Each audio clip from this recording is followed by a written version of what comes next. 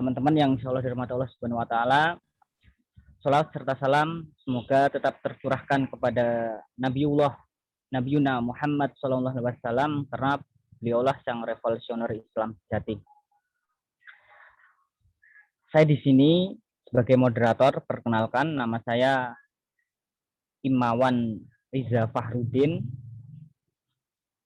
yang akan menjadi moderator di materi pertama malam ini.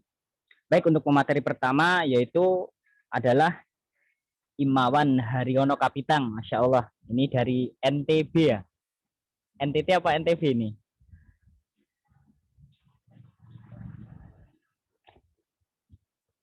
Ya, beliau adalah ya NTB. Masya Allah, Masya Allah, ganteng banget ya Bang Haryono. Nah, sehat selalu untuk Haryono Kapitang. Beliau juga memiliki jabatan di DPD IMMDIY Sekbid RPK ya Bang ya? Ya bukan jabatan ya, amanah begitu. Masya Allah, luar biasa. Nah seperti itu. Baik, untuk teman-teman semua, saya mempunyai satu ada statement dari teori kepemimpinan dari salah satu orang Fiedler ini, siapa kan sudah tidak tahu. Nah, ini berkata seperti ini. Prestasi kerja suatu kelompok dipengaruhi oleh sistem motivasi dari kepemimpinan dan sejauh mana pemimpin dapat mengendalikan dan mempengaruhi suatu situasi tertentu. Nah, saya harap untuk pemateri kali ini itu bisa memberikan petuah-petuah, bisa menggerakkan atau membagi ilmunya tentang kepemimpinan atau latihan dasar kepemimpinan yang insya Allah nanti akan sangat berguna untuk PMM di Ngawi ini. Nah, seperti itu ya. Mungkin sekian pengantar dari moderator. Setelah ini nanti akan langsung ke materi inti, yaitu yang akan dibawakan oleh Bang Haryono Kapitang yang paling ganteng ini, Masya Allah, luar biasa. Kepadanya kami persilahkan.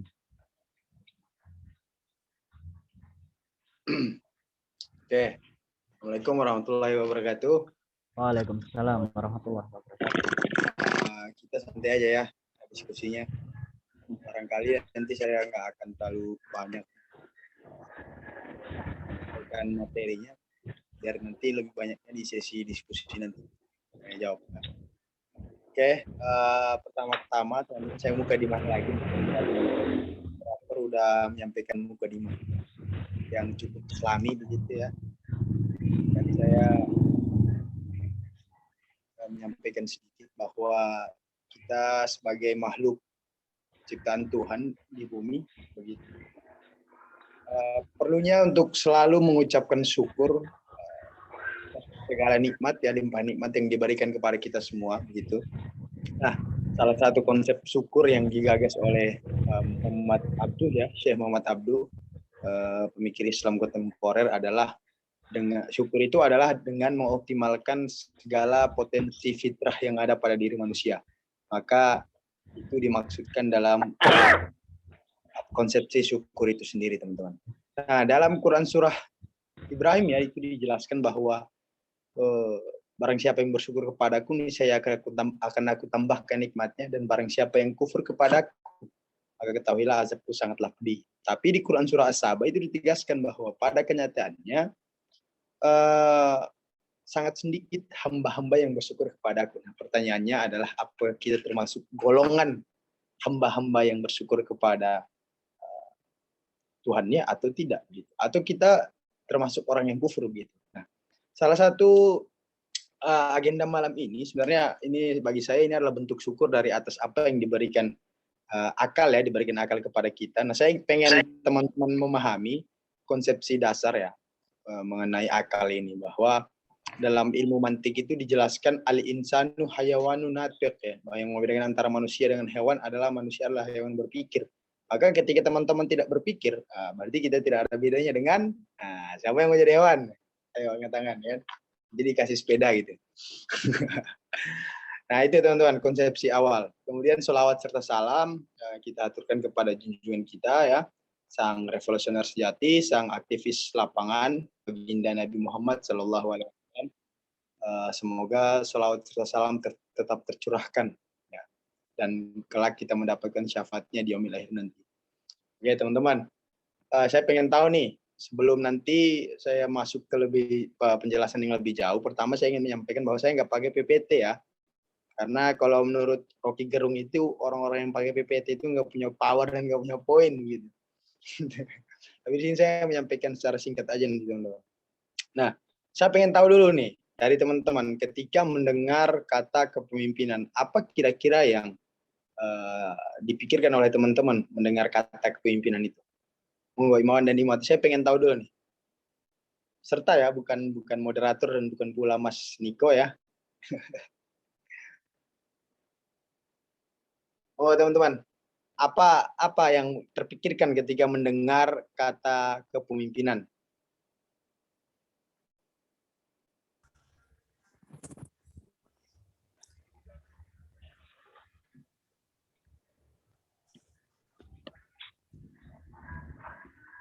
Mbak Iva silakan, mungkin itu kayaknya mau ngomong Mbak Iva. Apa soal kepemimpinan ini, apa yang ada di benak, di pikiran teman-teman ketika mendengar kata kepemimpinan? Seorang leader mungkin yang memimpin suatu gerakan. Oke, ada lagi yang lain? Kalau saya ini boleh menjawab moderator. Oh, iya boleh, silakan. Kalau saya sebenarnya kepemimpinan itu adalah jabatan untuk orang yang mempunyai sifat yang pertama yaitu bijaksana, adil, progresif, terus hal-hal baik yang dia lakukan di sebuah organisasi tersebut. Jadi bisa dikatakan orang yang menjadi pemimpin itu harus mencontoh dari sang revolusioner sejati tadi, yaitu baginda Rasulullah Shallallahu Alaihi Wasallam. Mungkin seperti itu. Teman-teman yang lain ada lagi? Menurut saya kepemimpinan itu seseorang yang melakukan tindakan yang mempengaruhi anggotanya. Oke, bisa. Oke. Yang teman-teman sampaikan itu semua benar, termasuk yang disampaikan moderator itu. Jadi ada semacam konsepsi kepemimpinan profetik ya. Nanti setelahnya kita akan bahas lebih banyak mengenai kepemimpinan profetik itu sendiri. Nah, teman-teman sudah tahu kan arti dari prophet ya, profetik itu? Profetik itu akar katanya prophet, yang artinya kenabian. Nah, bagaimana sifat kenabian? Nah, ini nanti menarik untuk kita. Oke, yang pertama teman-teman, kepemimpinan itu adalah kemampuan seseorang untuk meyakinkan, mempengaruhi agar orang lain itu sukarela mau diajak untuk melaksanakan kehendaknya atau gagasannya. Dalam artian di sini posisinya sebagai leader ya, sebagai leader. Nah, itu sangat berkaitan erat ya, kepemimpinan dengan pemimpin. Pemimpin itu sosok, sementara kepemimpinan itu adalah sifat. Nah, itu sederhananya mengenai kepemimpinan.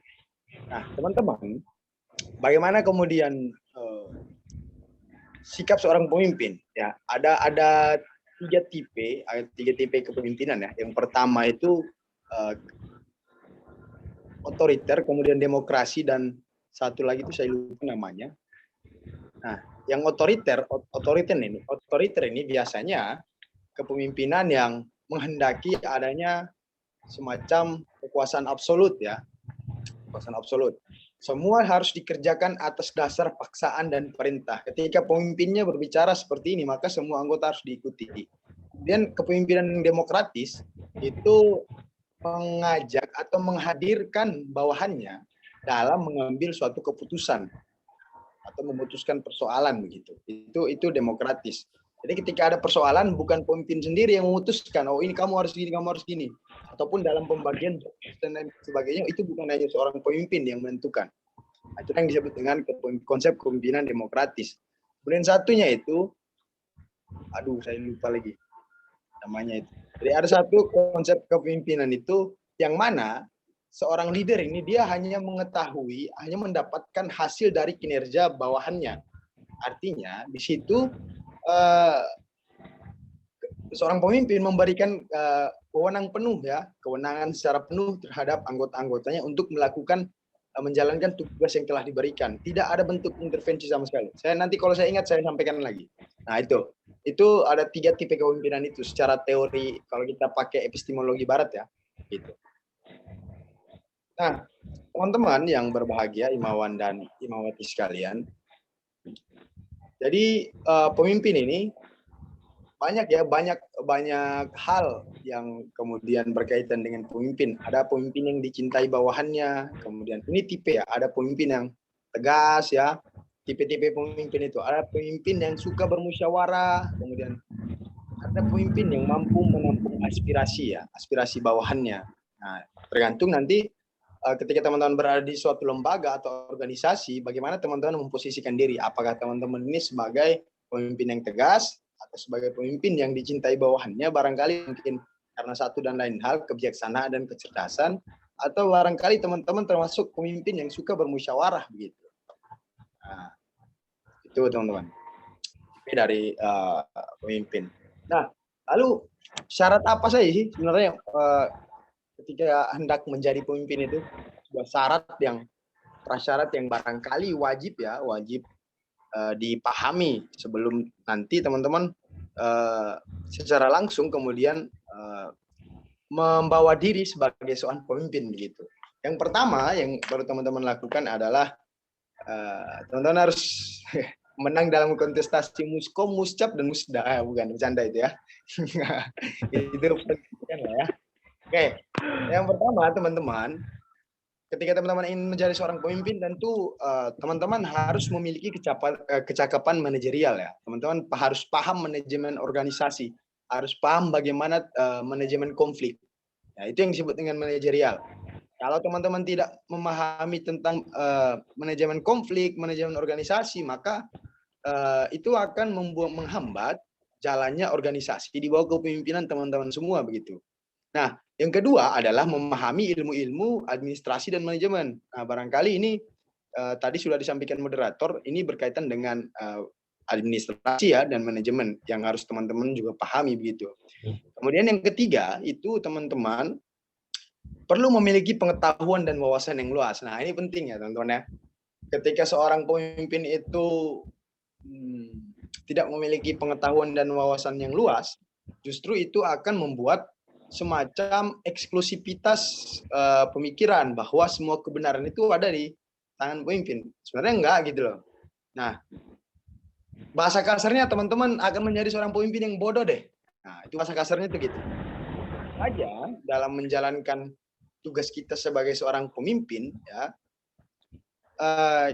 kita dituntut untuk menjadi cerdas teman-teman ya. Karena seorang pemimpin itu banyak tuntutannya. Teman-teman harus paham ini, harus paham ini, harus paham ini. Maka untuk mencapai suatu keilmuan atau wawasan yang luas, teman-teman perlu melakukan yang namanya baca, diskusi entah seperti apa. Tapi dalam hal ini membaca dan diskusi ataupun dengan cara yang lain, intinya adalah dalam rangka teman-teman memperoleh wawasan yang luas begitu. Karena ketika teman-teman menjadi seorang pemimpin, ditanya nih sama anggotanya, atau ditanya nih sama kader-kadernya, tapi teman-teman nggak tahu jawab. Misal, ada teman-teman dari kader menanyakan, tolong jelaskan tentang definisi intelektual. Nah, ketika teman-teman tidak tahu, justru itu akan akan membuat diri teman-teman itu ya dalam tanda kutip menjadi bego gitu. Bego dalam tanda kutip ya, bukan secara keseluruhan begitu. Nah, maka penting untuk teman-teman menelusuri apa sih definisi dari intelektual ini, bagaimana sih pemahamannya, atau barangkali tentang, karena kita di IMM ya, saya akan banyak menyinggungkan dengan IMM gitu. Atau mungkin berkenaan dengan humanitas misal. Ditanya nih sama kader-kader, teman-teman PK atau teman-teman cabang atau teman-teman DPD atau teman-teman yang lain gitu yang berada di pimpinan, kemudian ditanya sama bawahannya, sama anggota-anggotanya, apa pemahaman tentang humanitas ataupun religiositas. Tapi ketika teman-teman tidak mampu menjawab hal itu, maka itu akan membuat ada semacam distrak dari anggota ataupun bawahan teman-teman terhadap teman-teman selaku pemimpin di situ. Bahwa ini ternyata pemimpin yang bahlul gitu ya. Atau barangkali ini pemimpin tidak memiliki wawasan yang luas begitu. Nah, itu bahasa halusnya. Tapi kalau bahasa yang paling halus lagi, bahlul itu tadi ya. Nah, maka teman-teman harus secara sadar harus berupaya terus-menerus mengupgrade keilmuan dan wawasan yang ada, teman-teman. Nah, gini, sebelum ke situ, jadi tentang sadar ini, konsep sadar, konsep sadar. Konsep kesadaran. Nah, ini yang menarik, teman-teman. Jadi Paulo Freire itu salah satu, jadi kalau teman-teman pernah baca politik pendidikan ya, Paulo Freire itu salah satu pemikir barat ya. Jadi dia itu membagi ada namanya 3 kesadaran. Yang pertama ada kesadaran naif, yang kedua ada kesadaran magic, dan yang ketiga ada kesadaran kritis.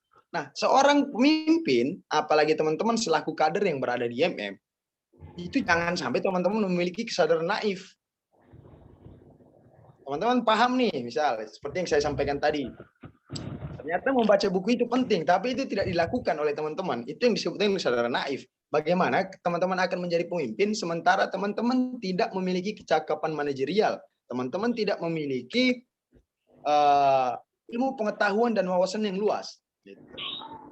Tentu itu semua ya, setiap jabatan, setiap kedudukan yang kita peroleh ada konsekuensinya, teman-teman ya. Jangan pikir ketika kita mendapatkan amanah, misal saya sebagai ketua Sekbid RPK misal, kemudian hanya sebatas jabatan aja, jangan. Nah, kebanyakan kita yang ada di kader-kader IMM khususnya ya, itu mereka hanya melihat apa yang ada di balik hijab, apa yang ada di dalam hijab, bukan apa yang ada di balik hijab. Dalam artian gini, teman-teman.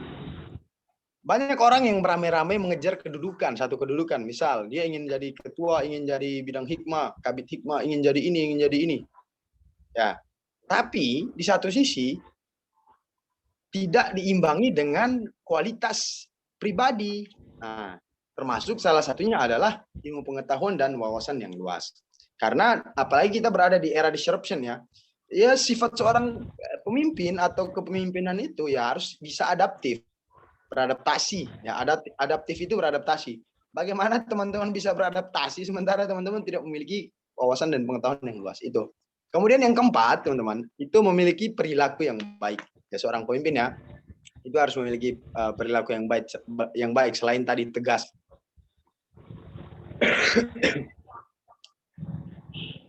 Oke. Nah, teman-teman, ada hal menarik ya yang barangkali menjadi penting untuk kita pahami secara bersama begitu, bahwa konsepsi kepemimpinan yang sering digunakan di MM ini adalah apa? Jadi jelas ya, seperti yang disinggung pertama kali oleh moderator, ada yang disebut dengan kepemimpinan profetik. Nah, profetik itu apa? Profetik itu prophet ya. Artinya prophet yang artinya kenabian. Nah, sifat dari kenabian itu bagaimana? Jelas membawa transformasi sosial. Setiap nabi yang diutus dari zaman ke zaman itu pasti ada semacam perubahan sosial yang dilakukan. Tidak mungkin tidak. Saya berani membantah jika ada yang bilang bahwa setiap nabi yang diutus tidak ada yang membawa perubahan atau tidak semua nabi membawa perubahan. Saya berani membantah itu. Nah, maka teman-teman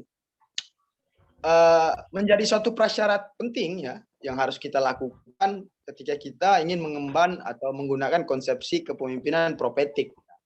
Misal sederhananya adalah jujur, kemudian istiqomah ya, atau konsisten gitu, kemudian kreatif, berani dan adaptif ya, percaya diri. Seorang pemimpin itu perlu untuk mempercayai diri ya. Bagaimana dia akan memotivasi anggota-anggotanya supaya bekerja dengan maksimal sementara dia tidak memiliki kepercayaan diri. Nah, itu repot. Jadi, nah di satu sisi ini saling berkaitan, teman-teman. Percaya diri juga ini dibentuk atas dasar wawasan dan pengetahuan yang dimiliki. Jadi kenapa orang itu berani melakukan satu hal? Itu karena kenapa orang itu tidak berani melakukan satu hal atau tidak percaya diri? Yang pertama, nggak punya mental. Yang kedua, nggak punya ilmu. yang ketiga nggak punya pengetahuan, yang ketiga nggak punya uang gitu. Minimal kita punya dua, teman-teman ya. Kita punya mental dan punya pengetahuan dan wawasan. Maka secara otomatis itu kepercayaan diri kita akan terbentuk dengan sendirinya begitu. Nah, lalu bagaimana kepemimpinan Nabi Muhammad itu selanjutnya? Mampu berkomunikasi dengan baik ya, komunikasi persuasif antara pemimpin dengan anggotanya atau pemimpin dengan bawahannya. Gitu. Itu berkaitan dengan konsepsi sederhana terkait kepemimpinan Muhammad, teman-teman. Ya, barangkali itulah ya mengenai teori kepemimpinan secara sederhana yang dapat saya sampaikan. Nanti kalau misal teman-teman, saya malah pengennya kita nanti banyak berdiskusi aja gitu. Barangkali ada yang teman-teman yang tidak sepakat atau ingin membantah apa yang saya sampaikan, silakan. Saya tambah semangat begitu. Ya, monggo, sekian dari saya kembalikan ke moderator. Masya Allah. Jazakumullah khairan, Bang Harina Kapitan ya, sudah menyampaikan konsep-konsep pemimpin, sifat pemimpin, syarat pemimpin, terus ada beberapa tadi 3 kesadaran dari dari Barat tadi ya. Nah, oke. Teman-teman semua yang insyaallah dirahmati Allah Subhanahu wa taala, karena pemateri telah selesai menyampaikan materinya, sekarang yaitu sesi tanya jawab. Untuk teman-teman yang mau bertanya, silahkan diaktifkan audionya dan bisa bertanya. Oh iya. Baik. Untuk mengawali dari moderator dulu nggak apa-apa ya? Oh iya, nggak apa-apa. Nah. Ini tadi kan ada syarat kepemimpinan ya Bang ya. Yang pertama tadi saya lupa belum mencatat. Yang kedua mengerti administrasi. Yang ketiga memiliki pengetahuan dan wawasan yang luas. Dan yang keempat memiliki perilaku yang baik. Yang saya tanyakan nomor 1 apa? Oke.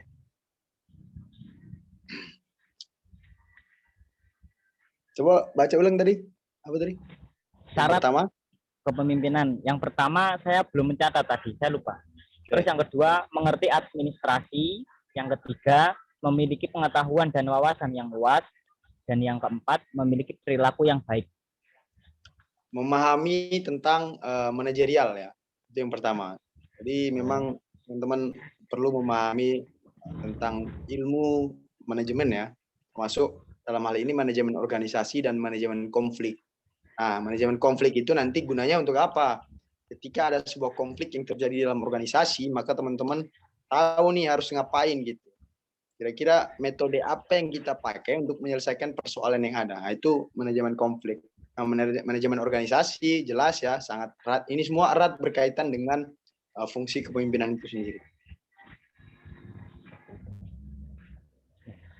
Baik, silahkan untuk yang mau bertanya bisa mengaktifkan audionya. Saya Mas izin bertanya. Ya, silakan Mas Khairul. Baik, sebelumnya Bismillahirrahmanirrahim. Assalamualaikum warahmatullahi wabarakatuh. Assalamualaikum warahmatullahi wabarakatuh. Ya, terima kasih kepada Kakanda Kapitan yang telah luar biasa sekali dalam penyampaian materinya. Tadi kan dijelaskan bahwasanya seorang pemimpin itu salah satunya memiliki perilaku yang baik. Nah, di sini salah satu perilaku yang baik adalah memiliki komunikasi yang baik dengan anggotanya. Dan yang saya tanyakan, bagaimanakah cara untuk bisa berkomunikasi dengan baik dengan anggotanya? Karena kan komunikasi tersebut adalah salah satu untuk menentukan arah dan tujuan gerak suatu organisasi ya Bang. Nah itu saja dari saya. Oke, ini aku langsung jawab ini. Ya, silakan. Oke, Jadi gini teman-teman ya, memang komunikasi ini dalam berorganisasi, bahkan bukan dalam berorganisasi aja, tapi dalam kehidupan sehari-hari, bahkan Betul. dalam hal kita menjalin hubungan dengan seseorang begitu, urusan kasih sayang juga, ya tentu komunikasi menjadi hal fundamental atau hal mendasar yang harus teman-teman lakukan begitu. Karena bisa aja ketika komunikasi kita buruk, biasanya mereka akan milih pergi gitu, asik. Nah itu ya, itu yang pertama soal kepemimpinan persuasif, komunikasi yang baik ya. Nah, lalu bagaimana cara kita membangun sebuah komunikasi yang baik? Ya. Tentu saja teman-teman, pertama teman-teman sebagai seorang pemimpin, teman-teman harus menjadi suri tauladan, harus menjadi contoh. Suatu nafsanah. Ya, bagi anggota, kok anak-anak, belum ya. Bagi anggota atau bawahannya begitu. Itu yang pertama. Kemudian yang kedua, instruksi yang disampaikan itu bukan atas dasar perintah yang harus memaksakan. Jangan sampai ketika teman-teman pengen nih, kamu mau ngene lo. Jangan gitu. Ke anggota-anggota atau ke bawahannya jangan seperti itu. Tapi disampaikan secara baik.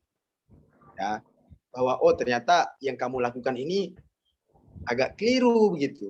Nah, dan kemudian yang menjadi penting, jangan menyalahkan, jangan teman-teman menjadi Tuhan atas diri manusia lain gitu ya. Dalam artian gini, ketika ada anggota ataupun bawahan kita yang melakukan kesalahan mungkin ya dalam tanda kutip, jangan teman-teman langsung kemudian menjustifikasi bahwa oh itu salah, kamu nggak boleh kayak gitu, nggak boleh. Jangan, itu komunikasinya nggak bagus. Justru itu akan membuat mentalitas seseorang menjadi saja. Iya kalau mentalnya bagus, ya dia tahan banting ketika dimarahin, dibentak dan lain sebagainya, dia masih mampu bertahan dalam suatu organisasi ataupun kerjaan gitu. Tapi ketika dia tidak memiliki mental yang bagus, justru itu akan menghambat jalannya organisasi. Karena apa? Menimbulkan konflik baru. Nah, maka yang perlu disampaikan adalah misal gini, saya kasih gambaran. Contoh, Mas, kamu agak keliru. Kenapa begitu? Rasionalisasinya begini, Mas. Seharusnya gini, mekanisme organisasi begini. Atau dalam administrasi, aturannya seperti ini. Nah, itu yang perlu kita sampaikan. Kemudian etika dalam komunikasi persuasif ya. Karena etika dalam komunikasi ini juga menentukan bukan kepatuhan sih, kepengaruhan seorang pemimpin terhadap anggota dan bawahannya. Maka dalam menyampaikan pun, ya teman-teman harus bisa lebih gimana caranya melakukan sebuah pendekatan. Teman-teman harus memahami. Ini repot lagi nih, teman-teman harus memahami sisi psikologi seorang anggota ataupun seorang bawahan, atau teman-teman harus memahami bagaimana sisi emosional dari anggota atau bawahan tersebut. Nah, ini teman-teman perlu memahami ya. Dalam rangka apa? Supaya teman-teman tahu, oh ternyata orang ini nggak suka nih komunikasi seperti ini. Oh orang ini nggak suka nih komunikasi seperti ini. Nah, itulah pentingnya teman-teman memahami psikologis dan emosional anggota ataupun bawahannya begitu. Nah, itu bagaimana cara membangun komunikasi yang baik, teman-teman. Nah, lalu selanjutnya, komunikasi yang instruksi yang disampaikan itu harus jelas. Kamu itu pengennya anggotamu seperti apa? Kamu itu pengen bawahanmu itu seperti apa? Nah, itu harus tersampaikan secara jelas. Jangan sampai seorang pemimpin menyampaikan misal hal yang bersifat multitafsir. Nah, justru nanti dampaknya adalah ketika anggota atau bawahan melakukan sesuatu yang justru tidak sesuai dengan maksud kita, karena kita menyampaikan suatu hal yang sifatnya multitafsir. Nah, maka ya tadi muncul konflik baru. Maka instruksi yang disampaikan adalah konkret gitu. Harus jelas instruksi yang disampaikan. Misal, kalau kita menyampaikan bahwa seorang pemimpin nih, misal aku seorang pemimpin, misal saya ingin anggota saya menjalankan apa yang saya kehendaki begitu. Maka saya harus sampaikan, saya punya platform atau saya punya grand design gerakan seperti ini. Ini yang harus teman-teman lakukan. Ini yang teman-teman harus siapkan. Nah, seperti itu komunikasi yang harus teman-teman teman-teman bangun. Nah, itulah yang disebut dengan komunikasi persuasif, teman-teman. Itu sih kalau bagaimana caranya. Sebenarnya agak berbeda ya ketika ini agak berbenturan dengan kultur ya, dengan kultur. Saya misal dari NTT, misal kita punya kultur yang berbeda dalam membangun sebuah komunikasi persuasif, komunikasi yang baik gitu. Kalau di tempat saya itu biasa teriak-teriak, "Woi Aryono," gitu. Nah, itu baik, tapi ketika itu diterapkan di Jawa, misal, "Woi Niko," nah itu kan dikira marah gitu kan. Padahal sebenarnya enggak gitu. Kalau di tempat saya enggak, tapi ketika itu saya lakukan di sini, maka yang salah siapa? Saya. Kenapa saya tidak? Jadi ada prinsip di mana kaki kita berpijak, di situ langit kita junjung gitu. Maka begitupun seorang pemimpin, dia harus bisa melihat di mana dia berada, dia memposisikan diri sebagai apa gitu. Dan dengan siapa dia berbicara gitu. Saya ketika berbicara dengan teman-teman yang orang Jawa, saya akan menggunakan bahasa Jawa. Saya ketika berbicara dengan teman-teman yang orang dari tempat saya, maka saya akan menggunakan bahasa dari tempat saya gitu. Gitu kira-kira analoginya tuh, Mas. Penyesuaian bahasa yang disampaikan. Itu sih. Iya Mas, baik, terima kasih atas jawabannya yang insya Allah sangat bermanfaat bagi kita semua. Karena menurut saya juga komunikasi itu ya sangat penting lah, tidak hanya di organisasi saja, ya di kehidupan sehari-hari pun, dan bergaul dengan teman. Nah itu. Betul. Baik, sudah jelas ya, Mas Khairul.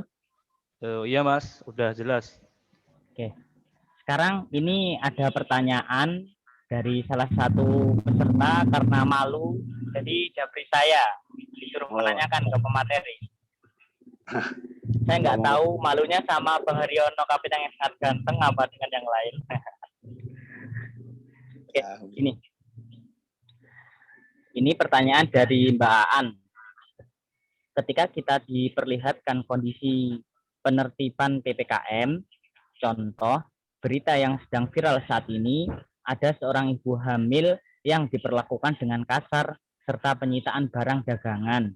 Itu kan termasuk mematikan perekonomian. Sebagai pemimpin yang baik, apa yang harus dilakukan?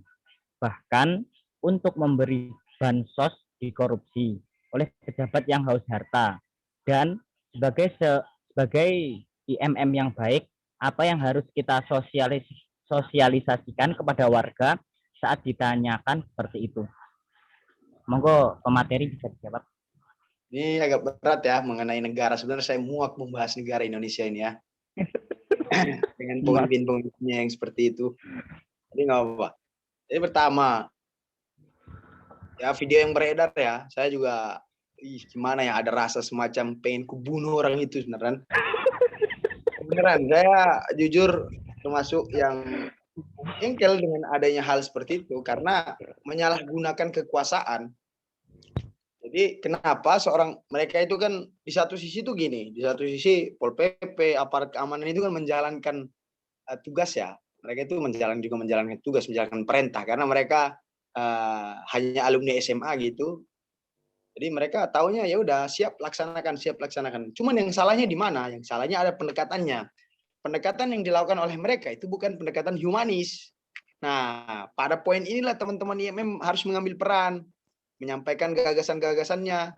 Misal mengkampanyekan tentang kepemimpinan humanis, pendekatan humanis terhadap rakyat misal. Oke, silakan kalau saya yang berada di posisi pemerintah ya, kalau saya yang memiliki wewenang atas itu, saya akan datang ke ibu-ibu pedagang kaki lima, saya akan bilang, Bu, semua saya borong, tapi ini ditutup ya sampai waktu tertentu. Saya akan memborong semua dagangan mereka karena itu solusi konkret bahwa biar mereka nggak kelaparan, bukan malah mengambil dagangan mereka. Nah itu yang nggak boleh, yang janganlah teman-teman kalau lihat. Jadi kalau misalnya kita ngambil barang dagangan mereka, ya mereka mau makan apa? Justru seharusnya pemimpin yang baik itu dia harusnya memborong itu semua tuh. dia borong biar nggak buka lagi tuh dalam waktu tertentu. Itu konkret, orang nggak bakal takut kelaparan gitu. Nah sementara ini kan enggak, yang terjadi adalah datang Pol PP razia, angkut, pukul-pukulan. Nah itu salah ya. Jadi yang digunakan adalah pendekatan represif malah ya, seolah-olah masyarakat ini adalah budak dan mereka adalah penguasa begitu. Ini yang tidak boleh teman-teman ikuti. Terus yang kedua mengenai praktik korupsi. Memang Indonesia ini ada salah satu budaya yang apa ya, yang harusnya tidak dibudidayakan begitu. Ya budaya korupsi itu tadi. Barangkali yang hilang dari koruptor adalah hati nuraninya teman-teman ya. Nah, teman-teman di sini pada posisi ini teman-teman IMM yo mau nggak mau juga harus ikut andil yang kampanyekan tindakan, mengutuk tindakan-tindakan itu. Ketika teman-teman hanya diam melihat suatu hal yang sebenarnya sudah jelas-jelas salah begitu, apalagi berkaitan dengan moralitas ya, maka ya nggak ada bedanya kita sama yang lain. Untuk apa kita berorganisasi, untuk apa kita ber-IMM begitu. Maka posisi IMM di sini harus dipertegas. Keberpihakan IMM ini kepada siapa? Apakah kepada pemerintah karena sudah mendapatkan komisaris begitu, atau posisi keberpihakan IMM ini kepada rakyat gitu. Nah, kalau keberpihakan IMM sudah jelas kepada rakyat misal, kalau ada hal semacam itu, ya IMM harus bersuara. Nah, barangkali yang teman-teman bisa lakukan, teman-teman IMM yang bisa lakukan adalah mensosialisasikan terkait dengan PPKM, ya dalam hal ini pandemi begitu, dan juga harus memberi solusi karena masyarakat itu nggak butuh bacotan kita, yang mereka butuh adalah gimana caranya mereka nggak kelaparan. Nah, barangkali teman-teman bisa membuat satu agenda semacam dapur rakyat misal, atau teman-teman bisa membuat apa lagi ya, gerakan ketahanan pangan Ngawi yang digagas oleh IMM Ngawi. Yang menjadi sasaran target adalah siapa? Orang-orang yang mengalami kekurangan ekonomi kelas menengah ke bawah yang terdampak COVID. Nah, itu kan konkret yang bisa teman-teman lakukan, yang rasional, sangat rasional. Apalagi Ngawi juga sawahnya masih luas, perkebunan juga masih ada ya, dan lain sebagainya. Itu bisa sangat diupayakan untuk teman-teman melakukan hal konkret semacam ini. Selain mengkampanyekan soal vaksinasi, soal tadi PPKM dan lain sebagainya. Itu sih kalau jawaban saya. Tapi yang jelas teman-teman ketika melihat pemimpin semacam itu ya jangan diturutin ya. Korupsi, kemudian represif terhadap rakyat, warganya, masyarakatnya, itu nggak boleh. Kalau saya yang berada di posisi itu, saya bunuh itu Pol PP beneran. Tapi untungnya ya bukan saya gitu. Membunuh juga nggak boleh, Kak. Ya, dalam artian ini, dalam konteks ini kan, saya bukan posisi sebagai Haryono yang berbicara di depan Anda gitu. Tapi saya memposisikan sebagai orang yang terzolimi begitu. Jadi kalau namanya revolusi ya, revolusi itu sangat kaitan erat dengan kekerasan. Jadi nggak ada revolusi tanpa kekerasan itu. Gini itu sih saya bisa menjawab. Oke, terima kasih banyak Bang Harun Kapitang. Baik, Mbak An sudah jelas ya untuk jawaban dari pertanyaan antum. Boleh disanggah? Boleh, Oh, boleh boleh banget. silakan. Coba hidupin cam-nya biar agak seru gitu. On cam, Mbak An bisa on cam. Nggak usah lah. On cam aja Mbak, nggak usah malu. Biasanya kan malu-maluin. Nggak usah. Silakan. Ini kabit tablik, Bang. Kan tadi jenengan menyampaikan kalau misalnya apa sih? Kalau misalnya mau diborong, terus kan nggak mungkin kita memborong semuanya. Nah, kita dapat uang dari mana coba? Itu kan pemerintah. Bahkan kalaupun misalnya, ntar dulu. Ya lanjut. Sorry. Astagfirullah. Kalaupun misalnya pedagang semuanya diborong ya, mungkin nanti akan muncul kasus baru. Misalnya yang bukan pedagang akan menjadi pedagang untuk memperoleh penghasilan di kondisi yang saat ini yang ya kayak gitulah. Nyari apa-apa susah.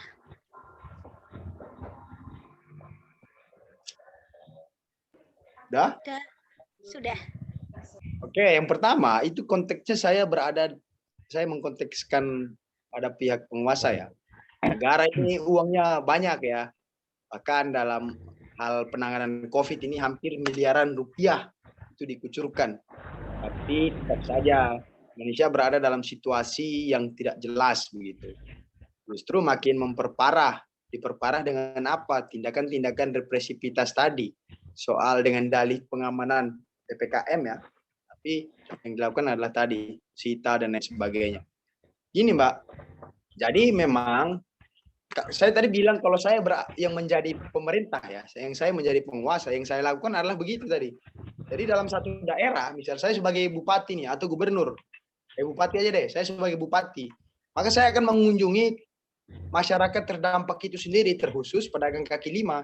Kalau semisal tadi Mbaknya bilang nanti akan muncul masalah baru, orang-orang yang tidak berdagang, yuk tentu saja gini Mbak, kita ini pedagang ini kan yang sudah jelas ya di pasar, di tempat-tempat keramaian dan segala, bukan pedagang dalam konteks orang berdagang ini kan butuh modal. Kalau misal mereka udah nggak punya modal kemudian memaksakan berdagang untuk memperoleh sedikit itu tadi, ya ngapain, justru rugi. Hitung-hitungannya kan gitu. Nah terus kemudian tadi yang kedua apa tadi? Yang kedua?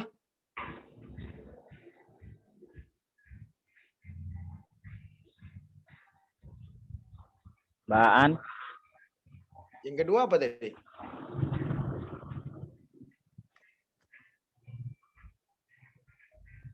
Mbak An, halo, bisa dengar suara saya? Hadir. Tadi yang kedua apa tadi? Yang pertama kan berkaitan dengan soal masalah baru tadi ketika kita memberikan memborong seluruh dagangan mereka. Yang kedua apa?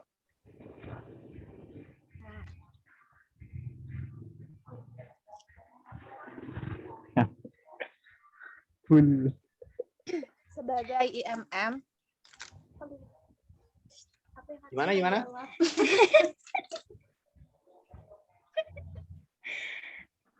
Kan tadi jenengan menyampaikan kalau misalnya pemimpin bisa apa sih? Bisa membeli atau memborong pedagang kaki lima. Indonesia kan luas ya.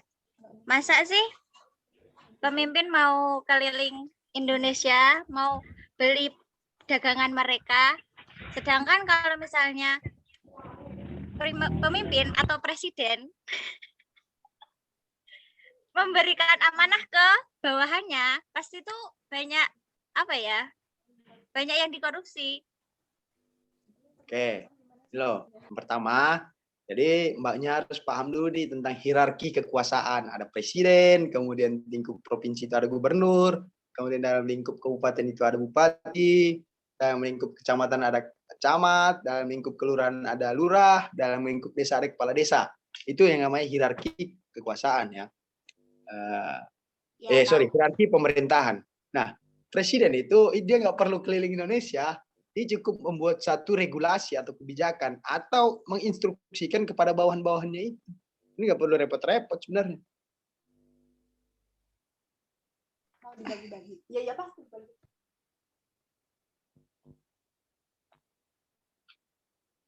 Itu sih kalau jawaban saya tadi mengenai komplain dari Mbaknya. Saya tuh nggak komplain loh. Ya, bercanda. Sama kayak gini loh Mbak. Sama kayak Baik. gini. Kayak di IMM misal, IMM itu ada DPP dalam tingkat pusat, dari DPP dalam tingkat daerah ada DPD, dalam tingkat cabang ya ada cabang, pimpinan cabang, dalam tingkat komsat ada pimpinan komisariat. Nah itulah yang kemudian difungsikan. Gitu. Untuk apa? Ya untuk menjalankan, mewujudkan tujuan besar dari IMM itu sendiri gitu. Nah itu saling berkaitan satu sama lain. Oke gitu. Ada lagi?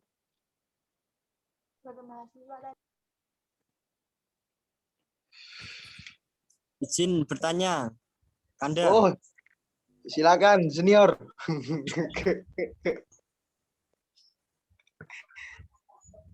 Baik, terima kasih Mas Haryono Kapitang yang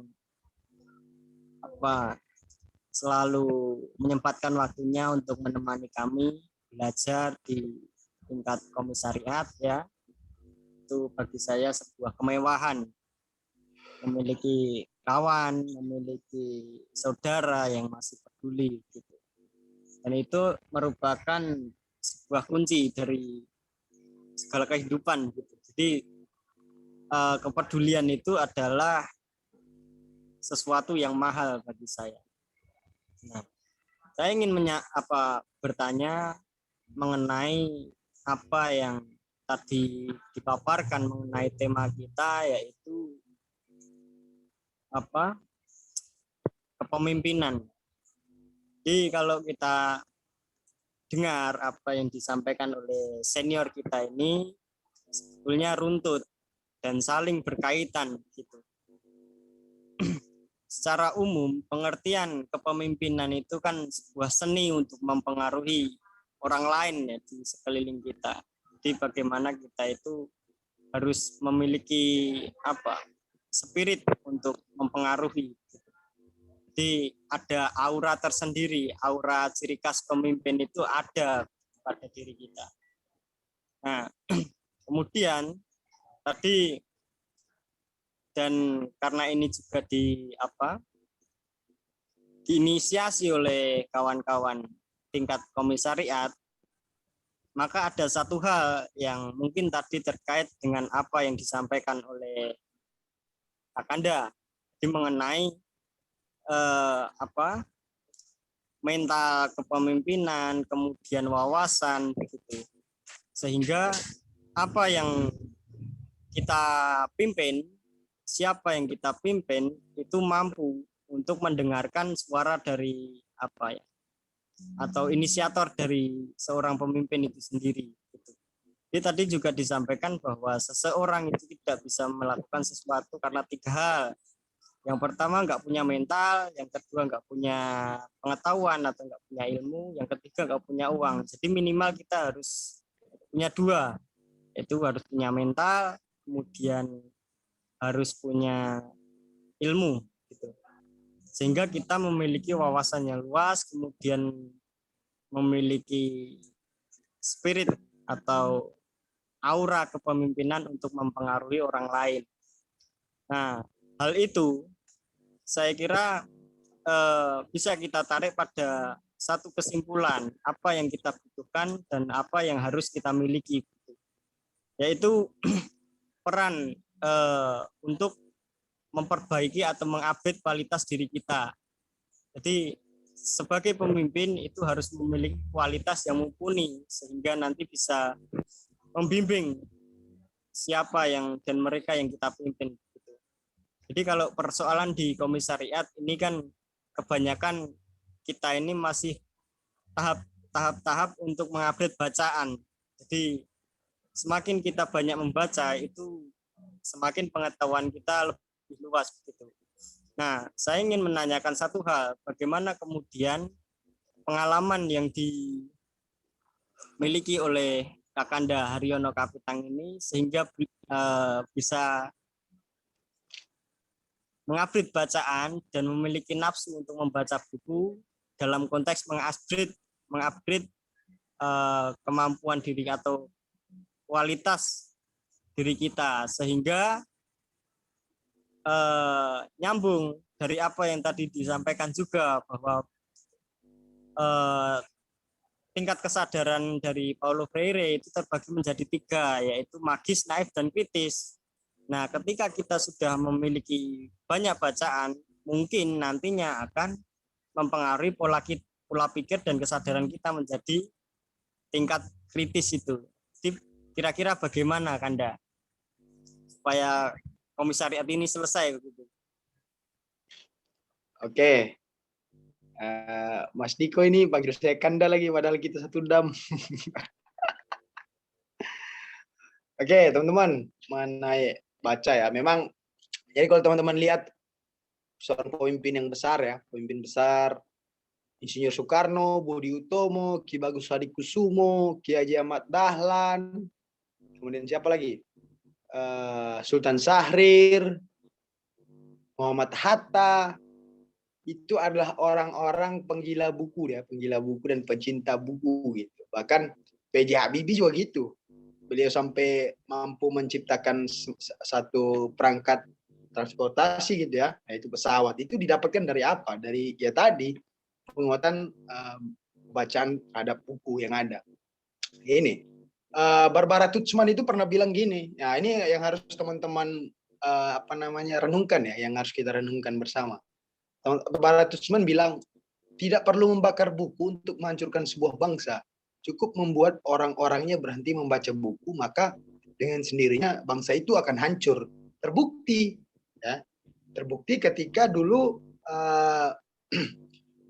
ada namanya Baitul Hikmah. Baitul Hikmah itu apa? Salah satu lembaga yang didirikan oleh Harun ar-Rasyid di masa kejayaan umat Islam. Nah, Baitul Hikmah ini difungsikan sebagai tempat pengkajian literatur Barat, tempat keilmuan lah yang digagas oleh Harun ar-Rasyid dan Khalifah al-Ma'mum Abbasiyah gitu. Nah, di masa itu kan umat Islam sangat berjaya karena apa? Karena keilmuan, bahkan sampai ke Andalusia, ya Islam di Andalusia itu yang dipimpin oleh Sultan Abdurrahman. Ya, nanti sebelum masuk ke saya ceritakan dulu nih bagaimana Islam itu bisa berjaya supaya teman-teman supaya ini bisa menjadi bahan renungan kita. Nah, teman-teman sekalian, akhir dari masa keemasan Islam itu ditandai dengan awal tadi penghancuran perpustakaan tadi Baitul Hikmah di Baghdad ya, yang dihancurkan oleh cucu dari Genghis Khan, Mongol ya. Nah, kemudian berlanjut masa keemasan Islam di Andalusia. Nah, waktu itu masih merupakan Dark Age ya, era kegelapan bagi kaum Barat. Ya, itu masih keagamaan yang sifatnya dogmatik bagi kaum Barat. Nah, pertanyaannya kenapa Islam waktu itu bisa berkembang? Ya tadi baca, makanya lahir di situ Ibnu Bajjah, Ibnu Sina, Ibnu Rus, ya, dengan berbagai macam pemikirannya dan pengembangan keilmuan mereka, sehingga iptek itu diciptakan pada zaman itu. Orang-orang Barat banyak yang belajar dari Islam, bahkan sampai ada deislamisasi sejarah Islam. Makanya kenapa disebut dengan Averroes, Avicenna, itu adalah upaya penghilangan sejarah Islam sebenarnya dalam hegemoni bahasa. Nah, yang poinnya adalah teman-teman, kenapa umat Islam bisa mencapai kejayaan adalah dengan memperbanyak bacaan, menganalisis, membaca buku, membaca realitas, membaca Al-Quran. Nah, itu yang harus teman-teman pahami. Jadi sejarah itu kita pelajari untuk masa depan yang lebih baik ya. Wala tanzur nafsu man qaddamat lighad gitu ya. Itu kan udah jelas itu disampaikan. Pelajari sejarahmu untuk kebaikan di masa depanmu gitu. Nah, kalau saya gini teman-teman ya. Pertama, saya ini masuk IMM yang paling telat. Saya dari tahun 2018. Kemudian dulu itu saya nggak tertarik sama sekali dengan IMM. Bahkan saya nggak pernah baca buku sih baca, cuman jarang. Dulu saya itu lebih banyak terlibat dalam dunia sepak bola. Lebih enak lah, Tarkam dapat uang sekali main 300.000, nah, kan lumayan. Nah, sampai nanti ada kilas balik, saya diajak bergabung dengan salah satu komunitas, komunitas literasi ya. Nah, ini penting juga komunitas ini. Jadi, apa gunanya komunitas? Komunitas itu gunanya untuk menjaga atmosfer. Ya, atmosfer apa? Atmosfer keilmuan. Dari situlah saya mulai banyak membaca buku-buku yang ada. Bahkan tiap bulan saya sisipkan 200.000 itu nggak boleh diganggu-gugat. Makanya kalau teman-teman Mas Niko yang udah pernah ke kos saya begitu, kalau lihat buku bertumpuk-tumpuk, ya itu hasil dari setiap ada uang saya selalu sisipkan gitu. Bahkan sampai dulu pernah saya saking pengennya memiliki banyak buku dan keinginan untuk membaca buku itu kuat, saya sampai dulu pernah makan hanya nasi garam, teman-teman. Gitu loh. Cuma nasi pakai garam udah itu tok. Gara-gara saya habis banyak beli buku itu tadi, teman-teman. Nah, poinnya adalah teman-teman, ketika kita sudah ada keinginan untuk membaca buku, maka itu perlu ada semacam motivasi yang muncul dari dalam dan juga dari luar, dari eksternal. Nah, motivasi eksternal ini penting, sangat penting. Selain motivasi dari dalam diri kita sendiri ya. Jadi ada dalam salah satu teori psikologi, ada namanya teori behavioristik, bahwa kepribadian perilaku seseorang itu ditentukan dari lingkungannya. dengan siapa dia berteman, dengan siapa dia bergaul gitu. Nah, lingkungan itulah kemudian membentuk satu kepribadian. Nah, dari situ saya menyadari bahwa oh ternyata membentuk satu lingkungan ini penting untuk apa? Menjaga atmosfer keilmuan. Makanya teman-teman FAI, UAD sekarang alhamdulillah bisa menjadi pembeda untuk teman-teman FAI, teman-teman komisariat yang ada di UAD yang lainnya. Selama ini nggak pernah ada tuh. Kemarin IMM FAI baru menyetak buku ya, menerbitkan buku yang judulnya IMM di era disruption. Nah, ini merupakan satu manifestasi ya. Buku itu manifestasi dari apa yang pernah kita pelajari. Nah, dalam hal ini kesadaran tadi teman-teman harus sadar nih. Saya dulu tuh gini, waktu saya masuk ke Jogja itu masih deras-derasnya isu rasialisme ini berkembang ya. Bahwa orang timur itu diidentifikasi dengan kasar, kemudian orang timur ini bodoh dan lain sebagainya. Itu masih sangat kuat terjadi ya. Nah, berangkat dari peristiwa fenomena itu teman-teman, saya akhirnya menyadari bahwa maka salah satu syarat wajib saya harus jadi cerdas. Dengan apa? Memperbanyak baca. Cuman itu caranya teman-teman ya.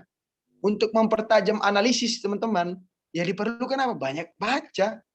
Sehingga muncul kesadaran kritis. Kalau teman-teman tidak pernah baca buku, ya bagaimana teman-teman akan memiliki kesadaran kritis? Sementara kritis, ya, nalar kritis dalam bentuk idealisme itu adalah satu keharusan yang dipegang oleh seorang mahasiswa begitu, terkhusus bagi kader-kader IMM. Nah, saya menyadari itu semua. Nah, berangkat dari situ ya sudah, saya akhirnya membentuk satu komunitas baca, literasi ruang candu, kemudian saya terlibat di Serikat Taman Pustaka, kemudian rumah baca komunitas, kemudian pegiat pendidikan Indonesia ini yang di belakang saya ini. Ini perpustakaan Pundi nih, pegiat pendidikan Indonesia. Jadi memang sengaja disetting untuk apa? Menjaga atmosfer keilmuan itu sendiri, teman-teman. Nah, tidak perlu banyak orang, teman-teman ya. Dimulai dari dua sampai dua orang. 2 orang lah minimal. Ketika Mas Niko atau dengan Mas moderator itu duduk, silakan baca buku. Atau kalian mensurahkan buku. Atau kalian mendiskusikan tentang buku. Nah, itu aja dulu yang dilakukan. Baru nanti step by step ya akan dilakukan. Akan teman-teman pahami perlahan-lahan tuh. Nah, satu lagi, baca buku, jangan berpikir bahwa saya pengen cepat-cepat menamatkan buku ini. Saya pengen cepat menyelesaikan. Jangan. Jadi yang dipikirkan oleh teman-teman itu adalah apa? Bagaimana saya bisa memahami apa yang tertulis dalam buku ini. Jadi baca buku itu bukan perihal berapa banyak buku yang kita baca, tapi sejauh mana kita memahami dari buku-buku yang sudah kita baca. Gitu. Itu sih Mas. Makanya alhamdulillah ya. Tapi gini, saya berkeyakinan semakin banyak baca, semakin kita merasa bodoh. Beneran. Saya itu semakin banyak baca buku, semakin merasa bahwa saya ini, aduh goblok banget sih. Ternyata luas banget keilmuan gitu loh. Kenapa nggak dari dulu gitu saya baca buku. Nah, ada semacam penyesalan seperti itu yang ada dalam diri saya. Sehingga ya mau nggak mau, pertama memang ya agak sulit ya menjaga konsisten. Tapi harus dipaksakan. Kayak ibadah itu harus dipaksakan. Kemudian menjadi kebiasaan. Setelah menjadi kebiasaan, menjadi sebuah kebutuhan. Nah, saya mungkin barangkali menurut saya buku ini sudah menjadi kebutuhan wajib bagi saya, bukan lagi kebiasaan gitu. Mungkin itu sih, Mas Niko. Siap, terima kasih Anda. Baik, kita lanjut ke pertanyaan selanjutnya ya, Bang Haryono. Oke. Di chat forum sudah ada. Ini saya bacakan ya. Oh, ada chat ya, bentar. Assalamualaikum, Mas. Mau tanya, misal nih saya menjadi pemimpin, saya sedang pidato dan dihadiri oleh banyak kalangan, bukan dari Islam saja. Kalau saya di pembukaan tidak hanya salam untuk umat Islam, tetapi salam untuk orang Nasrani, orang Hindu, orang Buddha, dan lain-lain, apakah boleh dalam Islam? Nah, ini lebih ke hukum ya, ke hukum Islam. Pertama gini, saya harus menegaskan posisi saya dulu ya. Saya tidak pada kapasitas fuqaha ya. Saya tidak pada kapasitas itu. Saya bukan seorang fuqaha. Ya, saya tidak terlalu mendalami mengenai hukum dalam Islam itu sendiri, karena memang Ya banyak lah kekurangan saya begitu. Nah tapi gini, saya pengen coba menjawab gini aja, sederhananya gampang gini loh. Ketika kamu seorang pemimpin dan kamu berpidato berbicara di depan masyarakatmu yang di dalam situ tidak hanya umat Islam, ya bisa aja ucapkan aja Assalamualaikum warahmatullahi wabarakatuh, selamat siang, salam sejahtera untuk kita semua. Saya biasa melakukan itu ketika mengisi atau berdialog dengan teman-teman dari NTT ya. Saya biasa melakukan itu. Tapi kalau misalnya teman-teman pengen ngucapin Assalamualaikum warahmatullahi wabarakatuh, salam, namo buddhaya, om swastiastu. Ya gimana ya, ini kembali ke pribadi sih, kembali ke pribadi. Kalau saya, kalau menurut saya. Karena tadi, yang pertama penegasan posisi saya bukan pada kapasitas sebagai seorang fuqaha. Itu aja sih. Tapi selama itu baik, seorang pemimpin itu harus adil ya, harus adil. Maka harus disiasati. Bagaimana kalau misal kamu secara personal tidak menginginkan untuk mengucapkan shalom, om swastiastu, namo buddhaya misal. Ya tadi yang saya sampaikan. Assalamualaikum warahmatullahi wabarakatuh. Selamat malam atau selamat siang. Salam sejahtera untuk kita semua. Udah itu. Saya biasanya nyampaikan itu. Baik. Terkait dengan hukum, teman-teman bisa mempelajarinya ya. Karena saya tadi kapasitas saya bukan pada seorang fuqaha ya. Baik, ini saya minta izin kepada pemateri untuk menanggapi pertanyaan ini, boleh? Oh boleh, silakan. Teman-teman yang mungkin lebih paham soal berkaitan hukum Islam, ya silakan. Ya sebenarnya saya juga masih belajar sih. Tapi gini, mengucapkan salam atau memberi selamat kepada hari besar atau kita itu mengucapkan salam non-muslim itu hukumnya di Islam haram, tidak boleh. Karena apa? Inna dina indallahil Islam. Jadi kalau kita itu mengatakan pahum swastiastu, berarti kan kita mengakui bahwa itu ada agama di bumi ini yang selain Islam. Padahal itu haram. Padahal kita qul huwallahu ahad kan. Allah itu satu. Makanya Tuhan kita itu satu. Dan tidak ada tidak ada apa ya istilahnya, keringanan kalau Tuhan kita itu sama dengan Tuhan mereka. Enggak, Tuhan kita satu dan itu hanya Islam. Jadi bisa dikatakan Islam itu adalah agama yang benar-benar hak. Jadi mengucapkan salamnya non-muslim itu haram, tidak boleh. Kalau menurut saya, misalnya mengacu pada dalil Quran, inna dina indallahil Islam. Seperti itu. Oke. Apa ya? Saya kira saya nggak berani ya mengharapkan, cuman tadi Masnya saya kira bagus ya, berani mengambil semacam kepastian gitu, fatwa gitu ya. Itu gini, dalam ini yang pernah saya pelajari ya, dalam mempelajari soal hukum-hukum tentu kita harus memahami juga ada yang nama asbabun nuzul, kemudian memahami juga terkait dengan pemahaman secara bahasa ya, banyak. Makanya saya bilang tadi, wah ini berat, nggak bisa saya jawab begitu. Tapi ketika Masnya menjawab haram, ya silakan, nggak apa-apa. Tapi pertanyaan lagi, bagaimana posisi kayak kami nih, misal saya punya keluarga ada non Muslim ya. Aku ada pemateri. Nenek, ya enggak, ini menarik ya, menarik. Maksudnya untuk kita diskusikan. Ini masih urusan darah, masih sedarah mereka mereka beragama non Muslim gitu. Nah, setiap ada hari Lebaran, mereka selalu datang membawa ya beras, ayam, dan begitu pun sebaliknya.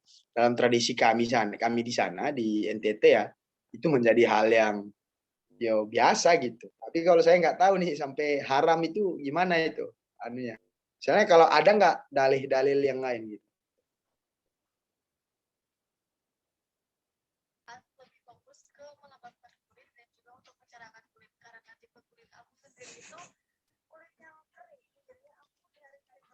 Nggak dengar itu nggak muncul suaranya.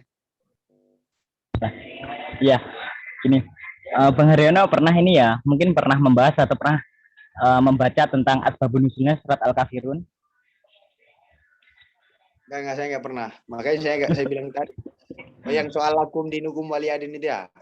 Iya, itu kan sebenarnya awal-awalnya itu ya seperti ini, kita lebih didekati dulu, terus nanti lama kelamaan itu nanti akan menjadi penyimpangan akidah. Kalau sudah penyimpangan akidah itu nggak boleh dalam Islam. Jadi kita itu boleh bersosial, tetapi hanya di sosialnya saja, tidak boleh sampai ke akidah. Nah, seperti itu.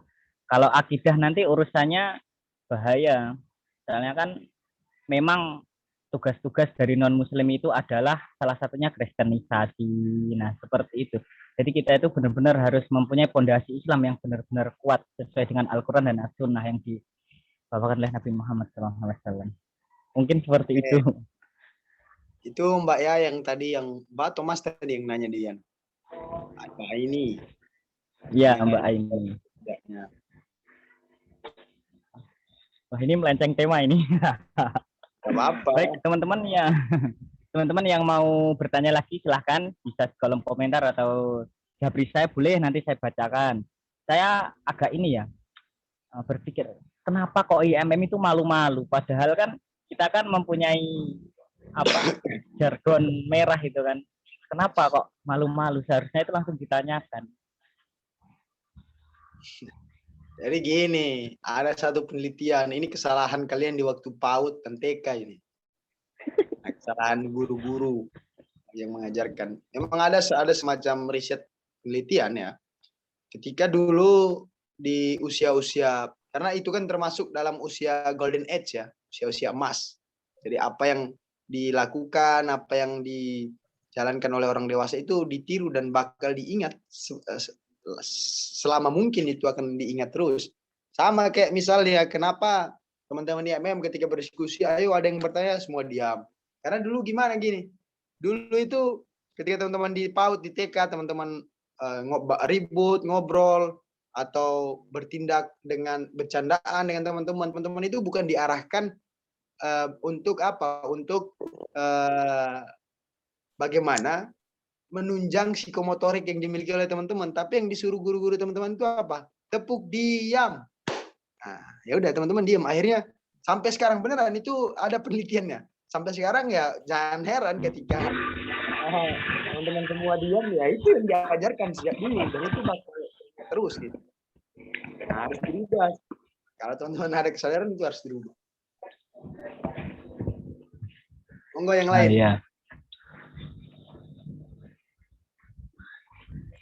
Ini mungkin dari PKAR Farudin, maaf Mas Joni Kurniawan, ada pertanyaan? Ini dari Ngawi Kota ini.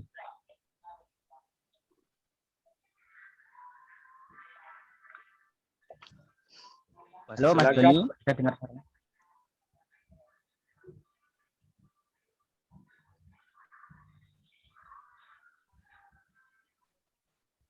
Ya, mungkin Mbak Air itu kayaknya mau nanya tuh.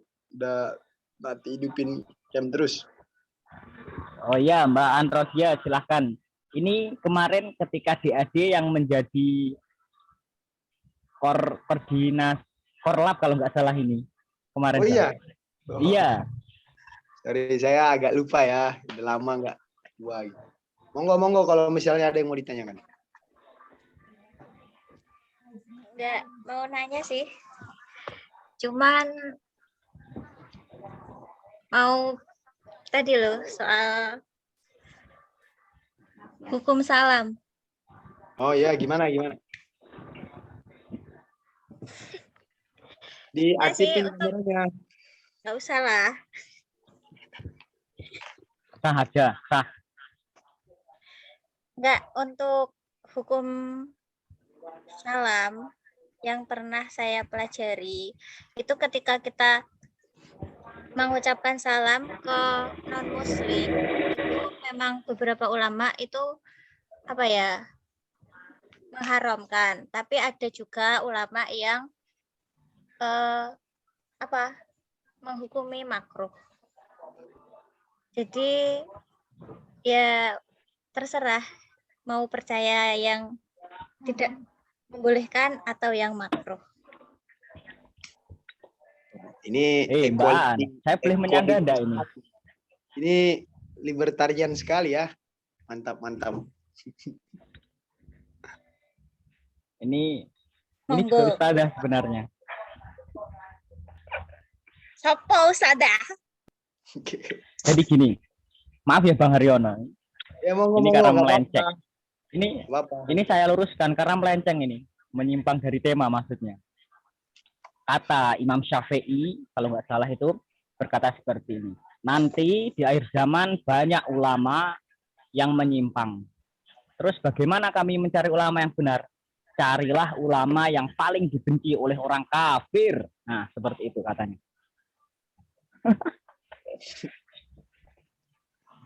Wow, ini di luar tema. Mungkin Nggak bisa apa-apa. kembali ke tema. Nggak apa-apa, bisa dilanjutkan itu. Ini kan konteksnya masih kepemimpinan ya. Jadi bagaimana kita mengkontekskan pemimpin itu ketika dalam berhadapan dengan masyarakat yang plural.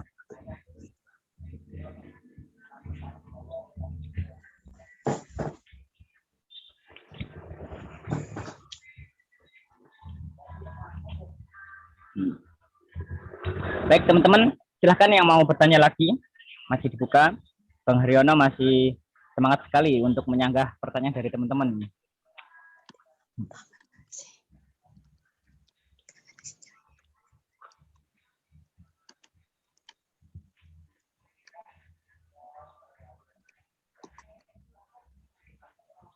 Baik, teman-teman, gimana ini? Ada yang bertanya lagi?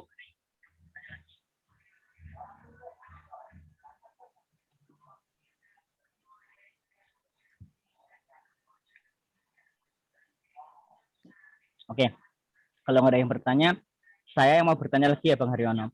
Tadi konsepsi kepemimpinan IMM tadi sebenarnya ada berapa? Kalau tadi itu yang saya nyinggung soal IMM itu tentang konsep kepemimpinan profetik. Iya. Itu cuma satu toh apa ada Jadi ada konsep kepemimpinan, ada konsep kepemimpinan otoriter, ada demokratis. Itu 3 poin. Ada 4, satunya itu saya lupa namanya.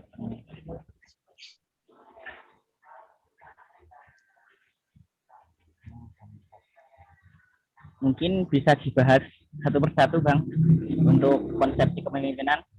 Tadi kan kenabian ya yang pertama, yang kedua bisa dibahas. Oke, soal konsepsi kepemimpinan, yang pertama itu mengenai kepemimpinan otoritarian atau otoritarianism, atau lebih sederhana yaitu otoriter. Nah, kepemimpinan ini dipraktikkan oleh siapa? Banyak ya yang mempraktikkan ini, bukan cuma Soeharto pada waktu Orba, Orde Baru ya. Nah, siapa bapak dari otoritarianisme ini? Kalau teman-teman pernah dengar, ada yang namanya Niccolo Machiavelli. Nah, Niccolo Machiavelli ini dia membuat satu buku, satu konsepsi tentang negara otoriter atau kepemimpinan otoriter. Yang judulnya ini, teman-teman bisa cari, El Principe. Nah, itu teman-teman bisa cari. Nah, otoriter ini, teman-teman, kekuasaan absolut itu berada di tangan penguasa. Seperti yang dilakukan oleh Soeharto. Makanya Soeharto kenapa bisa berkuasa selama 32 tahun? Nah, karena kepemimpinan yang dipakai adalah kepemimpinan otoriter, teman-teman. Semua harus patuh, semua kendali harus berada di bawah dia. Siapa yang menentang, ya bisa jadi dihilangkan, atau diculik ya, atau dibunuh bisa. Nah, itu yang terjadi. Dalam Islam ada nggak? Ada yang pernah menggunakan kepemimpinan itu. Siapa orangnya? Abdul Aziz bin Marwan, masa kekhalifahan Umayyah waktu itu. Jadi dulu itu kalau teman-teman pernah belajar ilmu kalam, ada namanya pemikiran Jabariyah. Nah, Abdul Aziz bin Marwan ini dia seorang pemimpin yang menggunakan paradigma itu. Kemudian muncul paradigma baru yang disebut dengan Qadariyah. Qadariyah itu lawan dari Jabariyah, bahwa kalau Qadariyah itu semua yang terjadi ini atas dasar kehendak Tuhan. Nah, makanya eksploitasi kemudian terhadap manusia, kemudian penindasan itu dilakukan dengan dalil itu adalah takdir. Nah, muncullah pembangkang yang mengkritisi itu, bukan pembangkang sih, tapi dianggap pembangkang ya. Namanya adalah Mahbat Al-Juhaini dengan pemikiran qadariyahnya bahwa enggak, semua yang terjadi ini atas kehendak manusia. Nah, karena dianggap mengganggu elektabilitas kekuasaan, maka Mahbat Al-Juhaini ini kemudian dibunuh. Itulah yang disebut dengan teologi absolutis, dalam bahasanya Hasan Hanafi. Perangkat politik yang memperkokoh kekuasaan. Nah, salah satunya adalah apa? Agama. Agama bisa dipakai untuk memperkokoh kekuasaan. Kalau dalam bahasa ilmu ketatanegaraan disebut dengan despotisme. Ya. Itulah yang dilakukan juga oleh orang-orang gereja. Kalau teman-teman lihat sejarah dari pemikiran Marxis, kemudian Mikhail Bakunin, anarkisme ya, itu kenapa? Karena mereka itu muncul. Makanya kenapa bahasanya Marx itu agama adalah candu. Bahkan lebih ekstrim lagi, Mikhail Bakunin mengatakan jika Tuhan itu ada, maka Tuhan harus dilenyapkan. Atau Jean-Paul Sartre dibilang, kalau kalian ingin kebebasan, maka kalian harus melepaskan Tuhan dari dalam diri kalian. Nah, itu artinya apa teman-teman? Ada peran agama di sini yang justru tidak menjadi sebagai solusi alternatif dari persoalan sosial, tetapi justru berkooptasi dengan pihak kekuasaan, kemudian melakukan penindasan, kezoliman kalau dalam bahasa Islam dan lain sebagainya. Nah, itu kepemimpinan yang otoriter. Nah, selanjutnya ada kepemimpinan yang demokratis. Nah, kepemimpinan demokratis ini salah satu muat unsur dari demokrasi adalah musyawarah. Umat Islam sudah sejak lama melakukan itu. Dalam sejarah perjalanan umat Islam di Indonesia, ada yang namanya Ibnu Batuta. Ibnu Batuta ini siapa? Ibnu Batuta ini adalah musafir. Dia waktu itu pernah ingin bertemu dengan kerajaan Sultan Pasai ya, raja dari kerajaan Samudra Pasai itu. Dia ingin bertemu. Nah, apa yang dikatakan oleh oleh anak buahnya si Sultan, kamu ingin bertemu Sultan, maka pergilah ke masjid, sholat Jumat. Sultan lagi sedang sholat Jumat di sana. Nah, pergilah dia di sana. Akhirnya di sana, Ibnu Batuta ini kebingungan. Mana Sultan, kok semua orang ini berpakaian sama? Harusnya kan ada beda gitu. Tapi apa, Sultan itu berada di dalam, melebur dengan masyarakat di sana.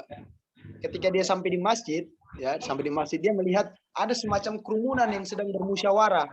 Jadi Sultan itu mendengarkan segala bentuk aspirasi dari masyarakatnya, termasuk dari anggota-anggotanya. Itulah yang disebut dengan kepemimpinan demokratis. Nah, dalam hal ini teman-teman ya, sebagai pemimpin tentu harus menimbang apa yang menjadi kebutuhan para anggotanya atau bawahannya. Jangan mengambil keputusan sepihak yang justru terkesan oportunis. Oportunis itu apa? Orang yang mengambil suatu keuntungan tanpa mempunyai prinsip. Nah, yang sampai begitu.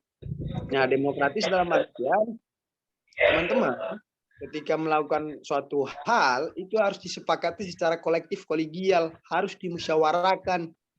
Nah, makanya kenapa ada Muskom, musyawarah komisariat, ada Musab, musyawarah cabang, ada Musda, musyawarah daerah, karena itu adalah bentuk dari kepemimpinan demokratis yang juga diaminkan oleh IMM gitu.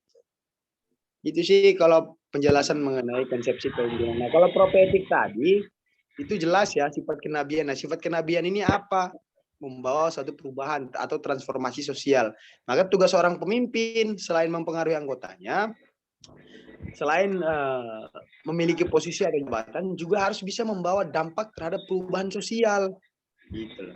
Jadi jangan sampai teman-teman menduduki jabatan yang strategis tapi tidak ada perubahan sosial yang dilakukan. Itu jauh dari sifat kenabian. Karena setiap nabi yang diturunkan pada zamannya itu membawa suatu perubahan sosial gitu. Nah, ini menjadi suatu keharusan teman-teman untuk melakukan itu. Tentu dengan berbagai macam cara ya, metodologis. Itu sih penjelasan mengenai beberapa konsepsi kepemimpinan. Terima kasih Bang Haryono. Ini ada satu pertanyaan lagi Bang. Oke. Saya bacakan ya. Terakhir ya. Karena saya harus. Oh iya, pertanyaan terakhir. Siap. Oh, iya. Nanti kalau misalnya ada yang mau nanya, silakan japri aja. Nanti saya jawab siap. setelah forum. Baik, Ada pertanyaan dari Mbak Eni, ya. Sekbid Ekowir, Kaumar. Assalamualaikum Bang Haryono, saya mau tanya, dapatkah seseorang mengembangkan keterampilan berpikir kritis, menerapkan dan mengembangkan keterampilan kepemimpinan tanpa memahami teori kepemimpinan itu sendiri? Oke. Jadi sumber pengetahuan itu, oke, ini kita soal epistemologi dulu ya. Ini sumber pengetahuan dalam epistemologi barat itu ada dari indera, pengalaman, kemudian apa lagi? Ya itu dua aja ya, substansinya itu dua ya, indera dan pengalaman. Nah, maka indera tadi, fungsinya indera, melihat ya, indera itu kan mata kita gunakan untuk melihat, telinga kita untuk mendengar, dan lain sebagainya. Nah, maka dalam hal ini teman-teman, menjadi seorang pemimpin ketika tidak memahami teori organisasi, maka itu akan membuat masalah baru, konflik baru. Jadi gini, seperti gini deh, teman-teman itu ketika ingin menjadi seorang guru, apa yang harus teman-teman lakukan? Kuliah keguruan. Apalagi? Merancang pembelajaran yang akan disampaikan. Nah, RPP misal. Apalagi? Nah, itu merupakan, nah itu teman-teman, itu semua merupakan suatu keterkaitan erat dengan apa yang hendak dilakukan. Nah, termasuk dalam hal kepemimpinan. Kalau teman-teman ini tidak memiliki wawasan mengenai organisasi atau kepemimpinan, nah maka teman-teman tidak memiliki kejelasan. Jadi salah satu unsur yang paling penting itu seorang pemimpin itu harus memiliki visi dan misi yang jelas. Nah, apa yang akan terjadi ketika teman-teman tidak memahami soal teori kepemimpinan itu? Ya bisa aja teman-teman